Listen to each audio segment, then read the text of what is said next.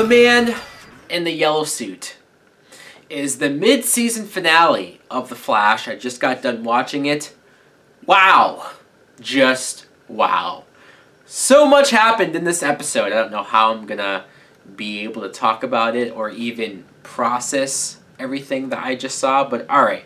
The beginning of the episode, we saw that it was a Christmas theme episode.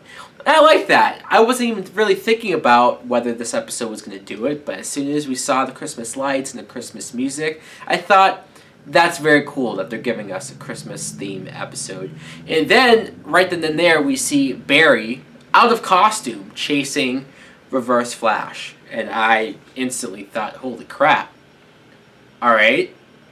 And then they jump back a day, and we see West and Barry, they're decorating the Christmas tree, and it's been taking so long that Barry just, with his speed, finishes the whole tree.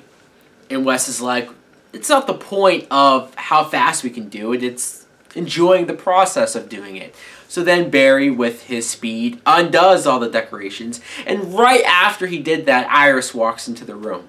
And I thought, you know, just a couple of seconds later, Iris could have seen Barry doing that. And it surprised me how carelessly Barry was just using his powers like nothing. I'm like, dude, I thought you were more careful than that. But then right after that, we see Iris and Barry exchanging Christmas presents. I like that moment. And I like that Barry gave her her mother's ring, and then Eddie walks in, and of course that's awkward, and Eddie's given, even the way he said hi to Barry, it's just, you could tell, alright, here's the triangle in full effect. Right after that, though, it made sense why he was acting that way, because I thought was going to propose to Iris. Thankfully that didn't happen. He was giving her a key to the apartment, so they're clearly moving to that next level. And when they were talking about how they'd been together for a year, I thought, wow, a year? Barry still hung up on Iris after she's had a boyfriend for a year? And then I remembered, oh yeah, well, Barry was in that coma for 9 months. So to him, she was dating this guy for 2-3 months, and then he wakes up, and now they're together for a year. So, okay, I will give it that. Then we basically get the coolest moment of the episode, in my opinion, when Barry confronts Reverse Flash. He sees him outside his window. He just chases him full force. I like the moment where they stopped and he tried to get answers. He asked him, why'd you kill my mom, and all this stuff. And I like that Reverse Flash was taunting him, saying, you know, if you want to get these answers, you just have to catch me. Obviously knowing that Barry couldn't do it, and they kept running all through the city. Very awesome. I even love the effects of it and just how fast everything around them looked. Then they wind up on the football field, the stadium, and that was very cool, because then they collided full force, they fought, and that's where you saw that this guy is no joke, that he means business. And he just, everything that Barry's trying to do to him, it's comical seeing how easily he can just reverse everything he's doing, taking him out. Clearly, Barry is no match for this guy. And then my mind started to wander on who he could be, because the whole time he kept himself almost vibrating, so you couldn't see, couldn't make out his face, you couldn't hear his voice.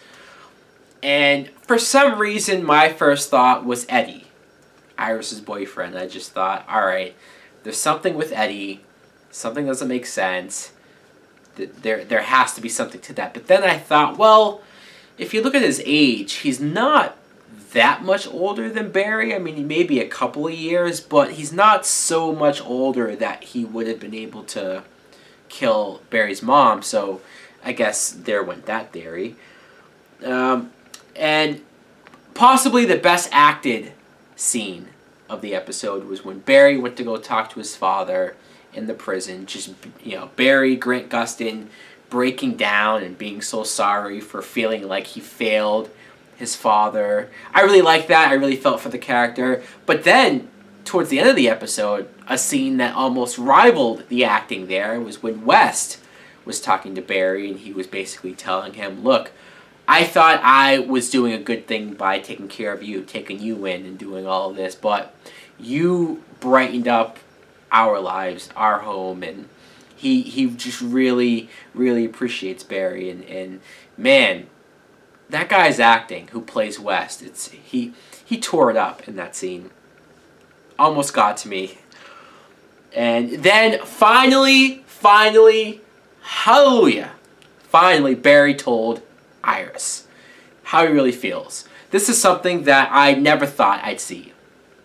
I mean, obviously, eventually, but I never thought that we would have got this season, or this is how she would have found out that Barry has feelings for her. I like that it wasn't really him trying to get her away from her boyfriend. It was just him saying, look, I have to finally tell you. I have to. And I even liked her reaction.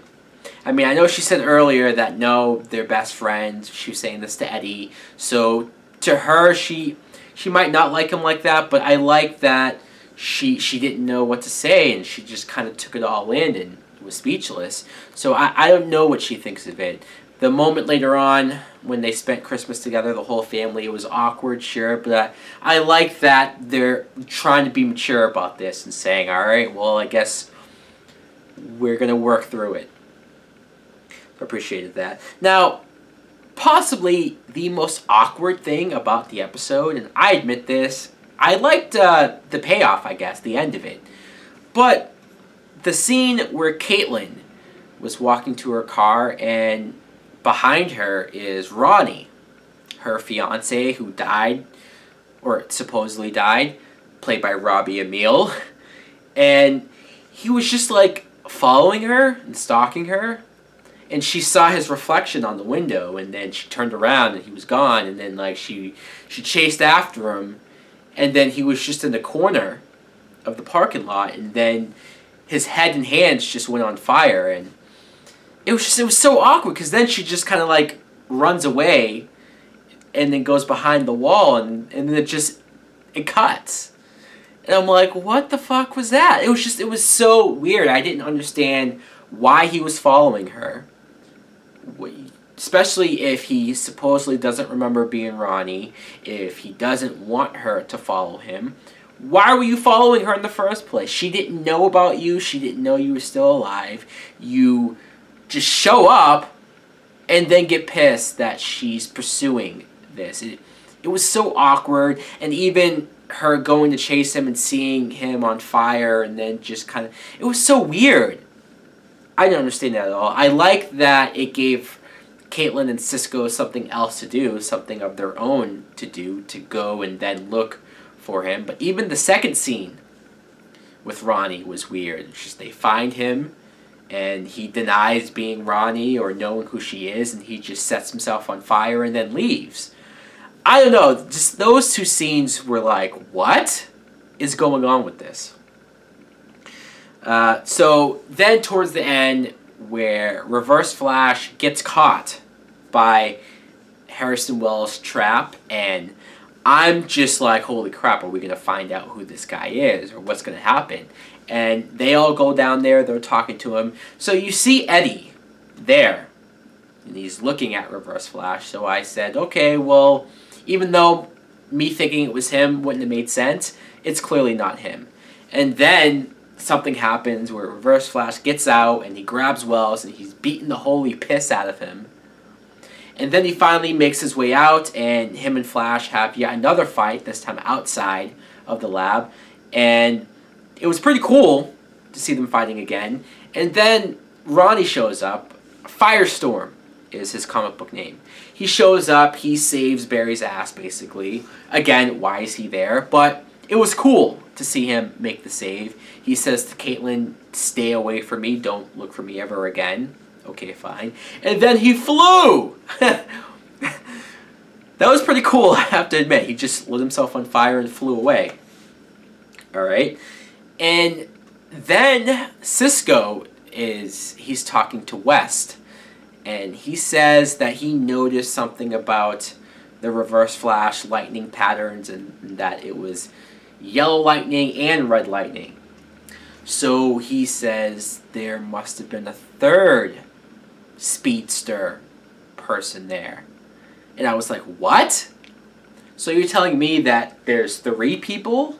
Or that the Reverse Flash is 2 people in one? Like, I don't really know what that means. It completely caught me off guard. Maybe I read that whole situation wrong. Somebody can explain that in the comments, please.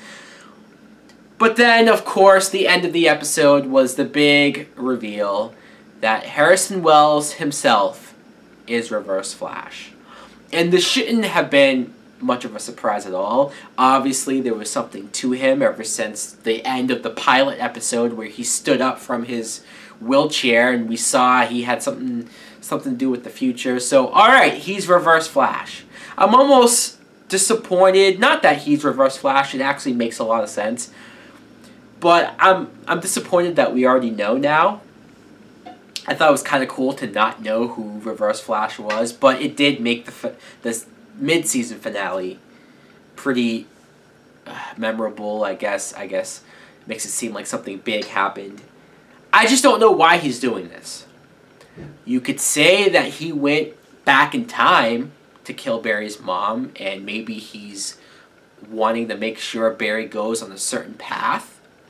But it's so weird. It's like, why? I don't know. So I don't know why he's fighting him now then. I don't know. And they also raised a question where Eddie was talking to Wes and he said, well, why didn't this guy kill me? Because he had a moment where he took out all the guards and then he was face to face with Eddie. He didn't do anything to him. He just left. So there has to be something to that. There has to be. All in all, I thought it was a pretty good mid-season finale. I liked it a lot. A lot of very awesome moments between the Flash and Reverse Flash. Just them chasing each other and fighting. It made it.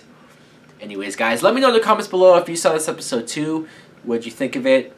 Anyways, guys, we have until January 20th until this show comes back. Ugh, waiting sucks. Like, comment, subscribe. Later!